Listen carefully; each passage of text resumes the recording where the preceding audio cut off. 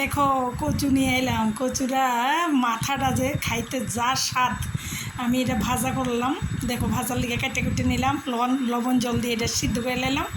গরম জলে একটু লবণ ফেলাই দিয়ে এটা ভাপ দিয়ে নিয়ে নিচ্ছি, কারণ গলা টলা চুলকাইতে পারে, তার কারণে ভাপ দিবার পরে দেখো কড়াই বয়াই দিলাম। এটা প্রায়জনে কচুর মাথাটা খাইতে বেশি স্বাদ, নরম থাকে, এটা বাটাও খায় অনেকে।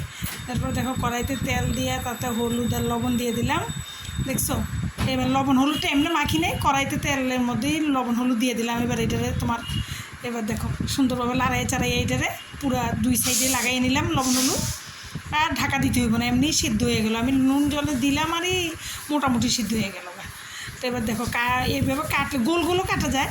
আর কেউ কেউ যদি চাও এটারে এই যে টুকরাটা করলাম না, এটার মধ্যে আরও পাতলা করিয়া বেসন দিয়ে নাইলে চালের গুঁড়া দিয়েও যদি করো না, ওইটাও আরও করে হয়, খুব স্বাদ খাইতে ওইটাও। তা আমি এটা খালি করি, তো একটু আবার লঙ্কার গুঁড়া দিয়ে দিলাম, একটু লেবু দিয়ে দিলাম।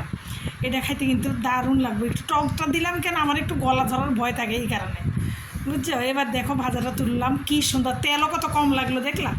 দারুণ লাগে বন্ধু। তোমরা কার কেমন লাগে জানি না, শেয়ার করলাম। বাই বন্ধুরা।